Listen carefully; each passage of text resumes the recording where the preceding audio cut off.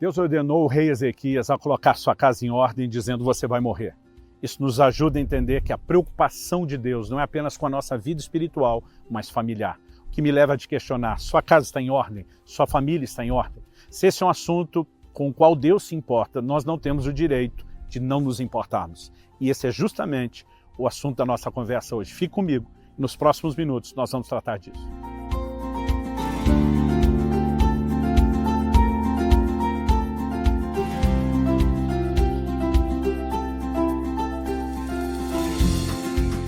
A palavra de Deus nos diz em 2 Reis, capítulo 20, versos 1 e 2, o seguinte: naqueles dias Ezequias adoeceu de uma enfermidade mortal. Veio ter com ele o profeta Isaías, filho de Amós. Ele disse: assim diz o Senhor, põe em ordem a tua casa, porque morrerás e não viverás.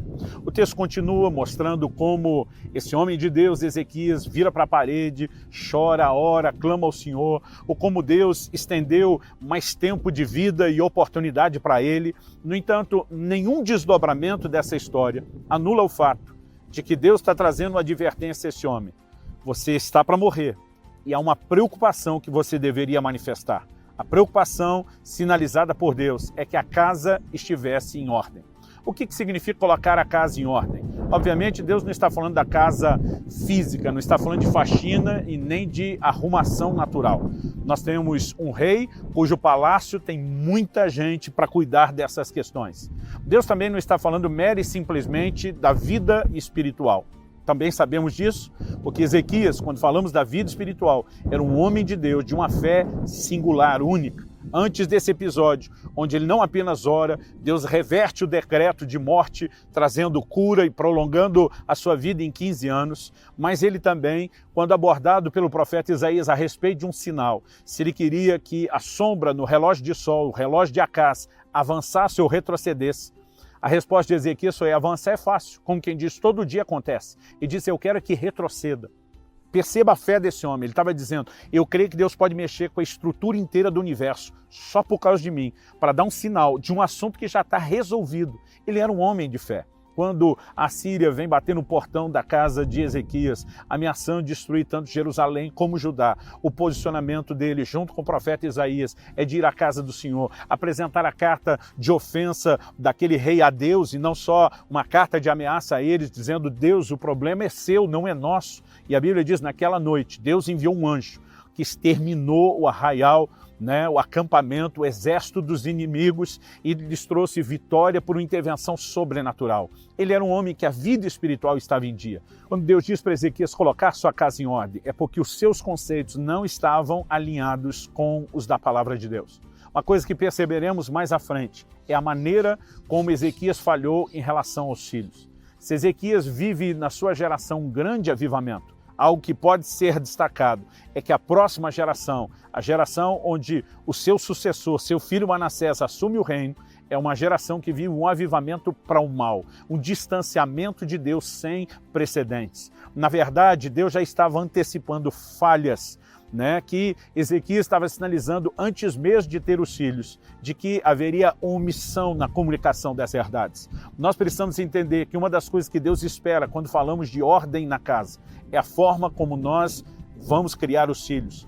O apóstolo Paulo, no capítulo 6 de Efésios, no versículo 4, diz o seguinte: e vós, pais, não provoqueis vossos filhos a ira, mas criai-os na disciplina e na admoestação do Senhor. Os pais receberam de Deus, desde a antiga aliança, desde o Velho Testamento, uma responsabilidade de criar os seus filhos. Em Deuteronômio nós vemos Deus dizendo: fale a respeito da palavra aos seus filhos, dentro de casa ou andando pelo caminho. Ao deitar, ao se levantar, coloque a palavra por frontal diante dos seus olhos, inculque a palavra neles. E todo pai tem a missão de discipular seus filhos, preparando-os não apenas para a vida, mas para andar e trilhar o caminho do Senhor. Aliás, quando Deus escolhe Abraão, Gênesis 18, 19 diz: eu escolhi para que ele ordene a sua casa e os seus filhos depois dele, que guardem o caminho do Senhor, que pratiquem a justiça e o juízo o tempo todo. Nós vemos uma recorrência de advertências bíblicas sobre os pais exercerem a sua responsabilidade de criarem os filhos no caminho do Senhor. Provérbios 22, 6 diz: ensina a criança no caminho que deve andar, e até quando for velho não se desviará dele. Se os valores forem devidamente plantados, estabelecidos no coração dos nossos filhos, eles viverão para Deus. No entanto, nós precisamos entender que pais que estão se esforçando para dar uma boa educação, para que tenham excelentes cidadãos, bons profissionais, muitas vezes estão ignorando que podem fazer com que esses bons cidadãos e excelentes profissionais, no final, tenham a perdição espiritual. Nós queremos que eles sejam bem-sucedidos nessa vida terrena, sim, mas muito mais por toda a eternidade. E mesmo na vida terrena, para que possam viver a bênção completa de Deus, eles precisam caminhar dentro dos princípios da palavra de Deus. Então quero trazer um apelo não apenas aos que já são pais, aos que futuramente serão. Muitas vezes eu percebo pessoas que não estão preocupadas em entender o plano de Deus para a família. Eu normalmente vejo que as pessoas querem tentar descobrir o que a Bíblia diz sobre o casamento depois de já terem problema no casamento. A melhor hora de se preparar para o casamento é antes de casar e não depois. Os solteiros, assim como estão se preparando para a vida, para ter uma profissão, para ter definições, deveriam se preparar para a família antes de tê-la, né? As pessoas que ainda não têm filhos deveriam buscar o entendimento bíblico do que é criá-los antes de tê-los, né? Você não vê um empresário tentar descobrir como empreender só depois de já ter um negócio aberto ou à beira da falência. Muitas vezes, quando as pessoas agem dessa forma insensata, a ruína, o fracasso é certo. Esse não é o plano de Deus para nós. Deus é o criador da família. Deus não criou o homem para viver sozinho. Deus, ao estabelecer o primeiro homem, Adão, no jardim, lhe providenciou uma esposa. A família ali foi instituída e Deus sempre esperou que a família fosse preservada de acordo com seus princípios. Muitas vezes olho para algumas famílias e vejo que elas não estão alinhadas com os princípios da palavra de Deus e acabam se tornando disfuncionais. Esposas que não submetem aos seus maridos, que resistem à autoridade que é concedida por Deus, não entendem que Romanos 13 nos informa que quem resiste à autoridade resiste à ordenação de Deus e trará sobre si condenação. Muito da desordem familiar tem gerado esses problemas que são não apenas os problemas de relacionamento. Muito mais do que os problemas relacionais, nós acabamos criando problemas de ordem espirituais, porque todo problema na horizontal, nos relacionamentos horizontais, gera problema no nosso relacionamento vertical para com Deus. Por exemplo, em 1 de Pedro, capítulo 3, verso 7, o apóstolo diz: marido, tratem as vossas esposas com honra, como vaso mais frágil. E ele termina dizendo, para que não sejam impedidas as suas orações. Ele está dizendo, maridão, se você não tratar bem sua mulher, você não vai ter um problema só dentro de casa, emocional, relacional. Não é apenas uma questão de harmonia no lar, é de harmonia com Deus. Então precisamos avaliar o que a palavra de Deus ensina sobre família. Checar cada relacionamento, né? Como o casal está vivendo. 1 Coríntios, capítulo 7, versículo 3 a 5. O 3, o 4 e o 5 falam da mesma coisa. Diz que o marido deve pagar à esposa o que lhe é devido e a esposa deve pagar ao marido o que é devido. Porque nesse relacionamento nós não entramos só com direitos, nós entramos com deveres. Nós muitas vezes brigamos com o outro, cobrando os nossos direitos, mas muitas vezes estamos sendo omissos nos nossos deveres. Entre esses deveres, no versículo 5, Paulo diz que a vida íntima do casal não deve sofrer negligência. Ele diz para que Satanás não vos tente por causa da falta de controle sobre o desejo. Há casais que acabam se expondo ao adultério, ao divórcio, simplesmente pela negligência no cuidado de um para com o outro. Nós precisamos dar manutenção a essa instituição chamada família. É criação de Deus, mas a responsabilidade de cuidar dela é do homem. Quando Deus está dizendo para Ezequias, você vai pôr sua casa em ordem, Deus está dizendo, não é o tipo de coisa que você pede para mim fazer. Deus está dizendo, sou eu que peço para você fazer. Aliás, a forma como Ezequias agiu, e se nós lemos a história toda, vamos perceber que ele não deu ouvidos a Deus, nos mostra uma fragilidade de entendimento que temos até sobre a nossa definição de oração. A cabeça de muitos cristãos, oração é o meio através do qual eles vão conseguir de Deus tudo aquilo que eles querem. Se há um pouco de verdade nisso, nós temos que reconhecer também que não há toda a verdade nisso. Porque a oração também deveria ser, em contrapartida, o meio através do qual Deus consegue de nós o que Ele quer. Sim, Oração é um meio de se sujeitar à vontade de Deus. Aprendemos com Jesus no Getsemane a dizer, seja feita não a minha, mas a sua vontade. Tiago nos ensina, vocês estão planejando, dizendo, hoje ou amanhã iremos a tal cidade, vamos negociar, ganhar dinheiro. Vocês tinham que dizer, se o Senhor quiser.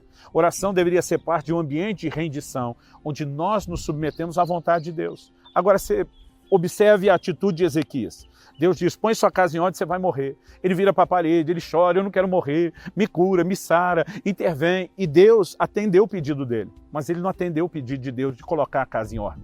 Muitas vezes nós estamos querendo apenas viver de uma forma onde Deus faz tudo que a gente quer, mas a gente não se dispõe a fazer o que ele quer e o que ele pede. Colocar a casa em ordem é o pedido de Deus para você. Talvez a sabedoria para conseguir colocá-la em ordem seja o pedido que você pode fazer a Deus. Porque Tiago diz que se alguém tem falta de sabedoria, peça a Deus, que a todos ele dá liberalmente. Isso você pode pedir a Deus. No entanto, Deus já pediu que você coloque sua casa em ordem. E eu quero te desafiar nesse momento a avaliar como está a sua família, como estão os seus relacionamentos. Você, na condição de filho, submete aos seus pais, tem honrado os seus pais. Você, na condição de pai, está provocando seus filhos à ira.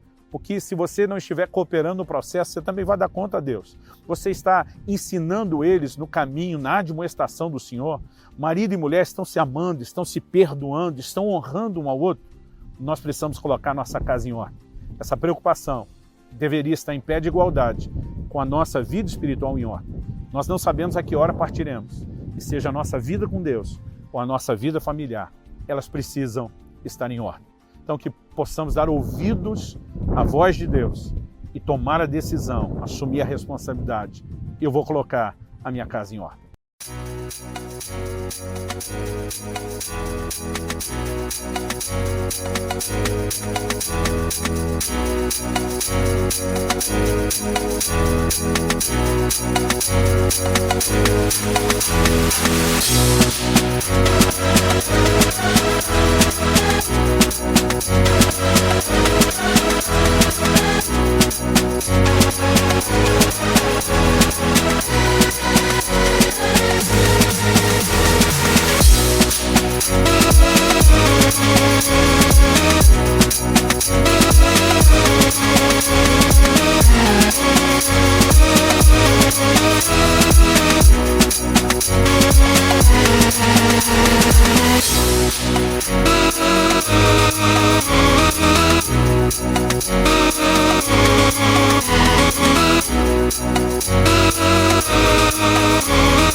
Não vou lutar sozinho, vou tentar inspirar os outros, vamos fazer um trabalho em equipe, em vez de apenas acusar um ao outro. Mas eu vou colocar minha casa em ordem.